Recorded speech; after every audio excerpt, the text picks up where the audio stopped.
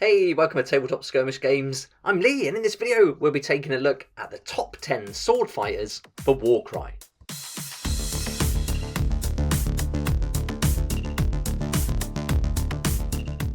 All the information in this video will be taken from the 4 Grand Alliance Warcry supplement books, and there's just one simple rule: we're looking for that sword icon as the main weapon for the fighter, and there'll be a mix of fighters that can fly, some will be mounted as well. If the fighter has the leader rune mark, then we won't be using that fighter in this video. So it's just regular fighters and no leaders. And in the video, we'll go through the fighter cards for each of the top 10 and then look at their abilities. I think make them an interesting fighter to include in your warband. Right, let's get started, and our first fighter at number 10 is the Executioner, and this is a really interesting looking model. I think the sword is real epic, double-handed, great sword, and I think this looks a really cool model. And for 115 points, it's quite good what you get for it. You get a movement of 5, toughness 4, and he can take 10 wounds. We've got the rune mark for Destroyer, so he's going to get an ability unique to him. And then his weapon is a range of 1, which I thought it might be 2 with this longsword, but it's a weapon range of 1. He can make 4 attacks, strength 3, dealing 2 to 4 damage. So not bad, 4 attacks is nice. Strength 3, that's where he's let down a little bit, I think, but having the damage output of 2 to 4 is really good. But let's have a look at his ability. This is a double called Pulverizing Strike, and here we add half the value of the ability, rounding up to the number of damage points allocated by each critical hit from the next attack action made by this fighter, this activation, that has a range characteristic of 3 or less.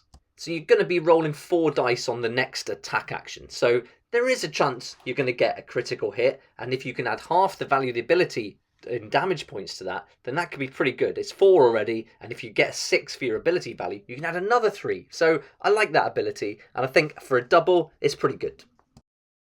Next up, we've got the Liberator with Grand Blade, and another great looking model, great pose. I think the sword fighters look awesome in Age of Sigmar, and this one's a bit higher in points value. This is 185 points, got a movement 4, toughness 5, and he can take 20 wounds.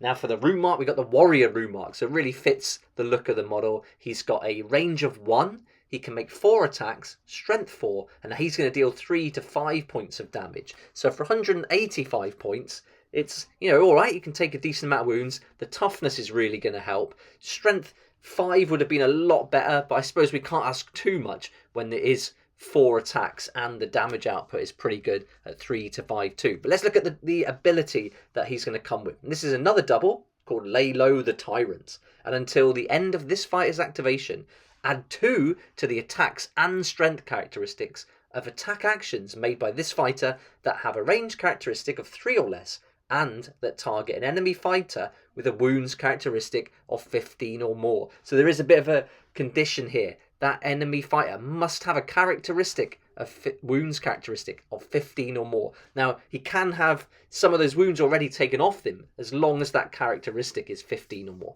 So that's quite good. So really you want him to go after those bigger, stronger opponents. So I like that idea. And for a double, to be able to add that to both the attack and strength makes this guy a bit of a beast. If you're making 6 attacks and the strength is 6 and then your output is 3 to 5 damage, that's going to be really, really useful. And it's for both attacks as well. So it's until the end of his activation. So you could have 2 attacks potentially in that activation and you're going to be rolling 12 dice. So this guy's a serious sword fighter and I think I would love to have him in my warband. In number 8, we have the Bloodletter. And so the points are going right down now, 70 points. We've got a movement 4, toughness 3, and he can take 10 wounds.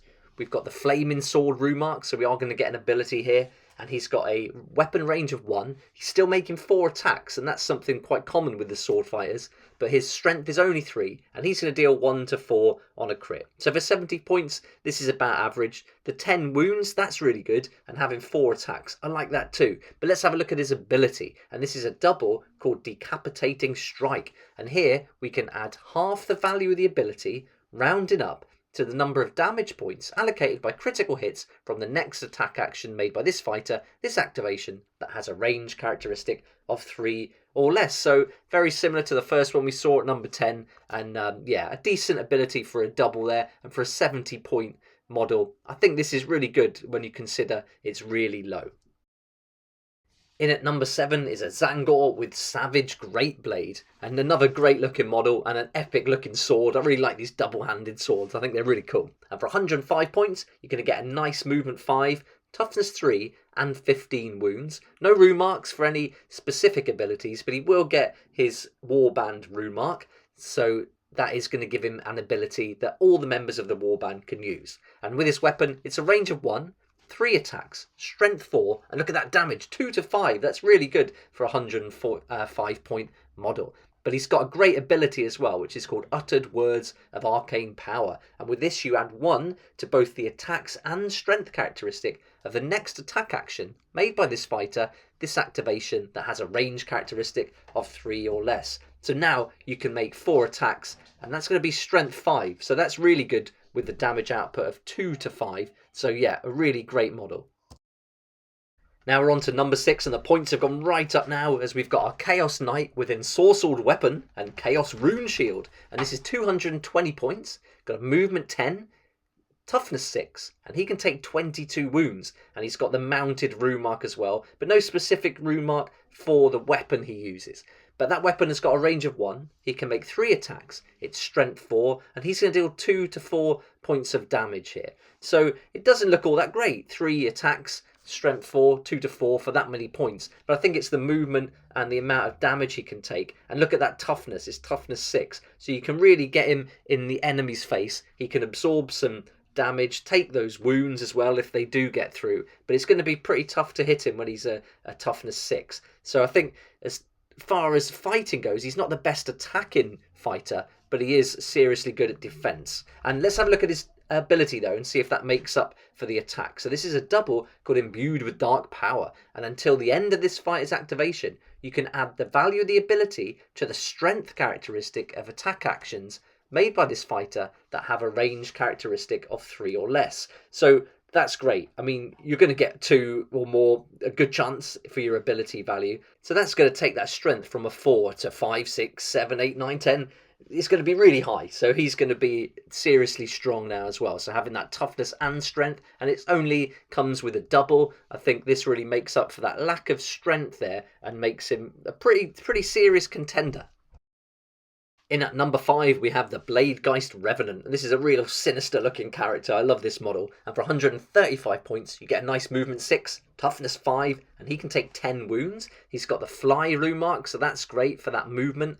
And then for his weapon, it's a range of 1, 3 attacks, strength 4, dealing 1 to 4 on a crit. So not a huge damage output there, not a lot of attacks either, but having that flight and that movement of 6 is really useful. And he's pretty tough as well, toughness 5. But let's look at his ability, which is another double. So good to see all these are doubles really, and it's called Aura of Dread. And here we pick a visible enemy fighter within a number of inches of this fighter equal to the value of the ability. Then until the end of the battle round, subtract 1 from the strength characteristic to a minimum of 1 of attack actions made by that fighter. A fighter can only be targeted once per battle round by this ability. So if he gets up close with a double, you can reduce the potential that any stronger opponents are going to be able to take this guy on. So that toughness 5 is really going to hold up, and if you can weaken the enemy as well, all the better. Now number 4, we had to include this guy. He's got 4 swords. It's the Necropolis Stalker with Spirit Blades. And here at 200 points, you get a movement 5, toughness 4, and a huge 30 wounds that he can take. He's got the Destroyer rune mark, and with the weapons, it's a range of 1, a nice 5 attacks, strength 4, dealing 2 to 5 on a crit. So it's great to be able to roll 5 dice with this guy, make loads of attacks. Strength 4's okay, toughness 4's alright, but that damage output at 2 to 5 is very nice. And getting him stuck in and up close to the enemy, he's going to absorb a lot of wounds as well, with 30 wounds. He's also got an ability that's unique to him because of the Destroyer rune mark. This is another double called Hunt and Kill, and a fighter can use this ability only if there is a visible enemy fighter within 6 inches of them. This fighter makes a bonus move action and must finish closer to the closest visible enemy fighter than they were at the start of that move action. So this is really going to encourage you to get that guy stuck in, real in close with the enemy, and then to prevent them maybe coming at some of the other members of the warband, but really just keep them occupied and just hammer away at them as he absorbs the wounds himself. In at number 3 is the Legions of Nagash, and I really like this warband, and this guy is the Skeleton Champion. I think for 80 points, it's really great, the ability that you get for him. He's got movement 3, toughness 4, and can take 12 wounds, so those 12 wounds are really good as well for an 80-point model.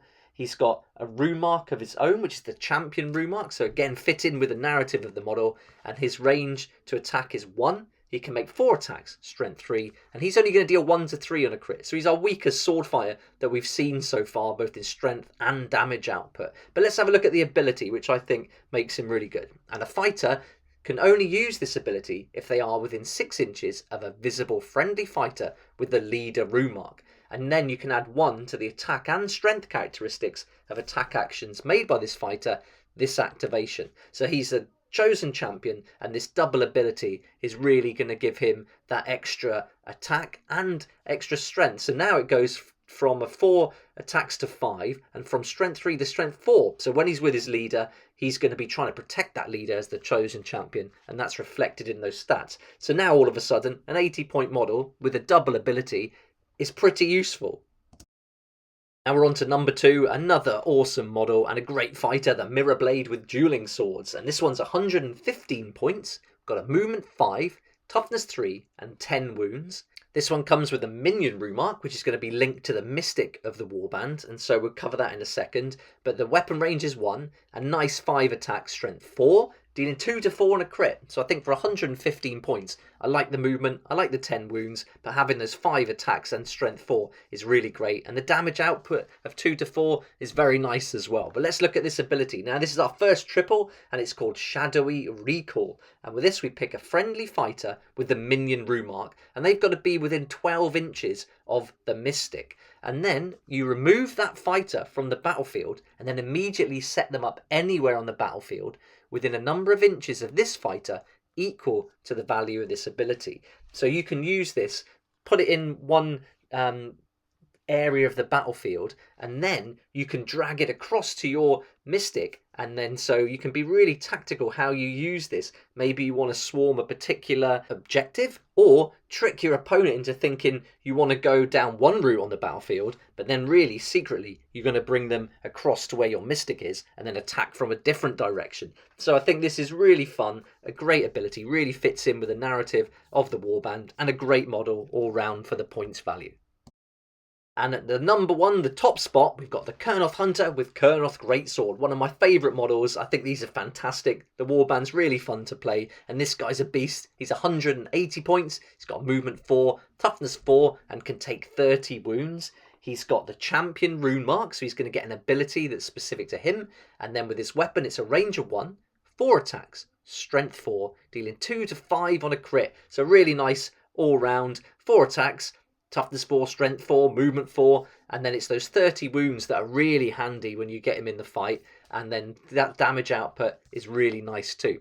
But this double's handy because he can do a bit of extra damage, so let's have a look at that. It's a double ability called Trample Underfoot, and here we pick a visible enemy fighter within 1 inch of this fighter, then roll a number of dice equal to the value of this ability. For each 4+, you allocate 1 damage point to that fighter. So for a double, there's a really good chance you can get double 6s quite often throughout the match with this guy, and I think having that extra chance to do some sneaky damage is really good. So he's certainly going to do some damage with the sword, but being able to trample them underfoot is great to add some extra damage, and again playing into the narrative, which I think is really fun. So as far as Sylvaneth go, great warband for Warcry, really fun to play, really tough, and this guy fits in really well. Now time for some honourable mentions, and with the new Red Harvest set, I think this guy, the Proven with the sword, is really good. A great model, looks awesome and really fun to play. But there's also some of the others from the original Warcry warbands, which have got a lot of sword fighters in, such as the Prey Taker with Saw-Tooth Blade, one of my favourite warbands, the Untamed Beast, and then the Venom Blood with Dueling Blades, another great one. So really tough to choose which ones to include in that top 10, especially out of these ones. But it was that Mirror Blade with Dueling Swords with that sneaky ability that got them the number 2 spot. So there we go, there's my top 10 Warcry sword fighters, and I'd love to hear what you think about the selection. Do you think they're in the right order? Who would you have put at the number 1 spot? And is there any I've left out that you think should be in the top 10? Let me know in the comment section below. I'd love to hear what you think, and I'd love to hear who your favourite sword fighter for Warcry is.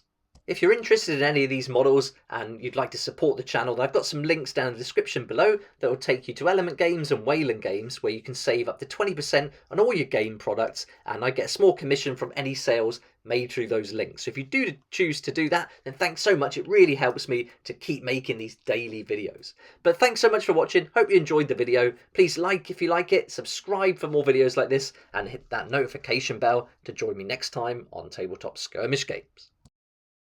I'd like to say a huge thank you to my Patreon supporters who make these daily videos possible, and if you're interested in joining the community, it'd be awesome to see you there, and I'll put a link for that in the description down below.